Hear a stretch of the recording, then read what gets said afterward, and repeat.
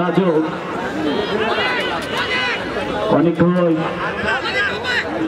অনেক দূর থেকে আড়াআড়ি ভাবে দিয়েছেন নিজামকে।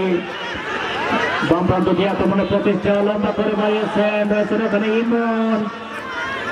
অনেক দূর থেকে 5 নম্বর জাতীয় পরিহিত চতুর্থ খেলোয়াড় সুমন দাস থেকে মুন্না রাখতে পারলেন না।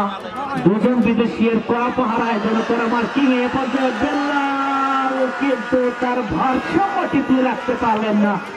লম্বা করে কি করলেন পর্যায়ে ইমন ধরিয়ে এসেছেন। হালিম আক্রমণ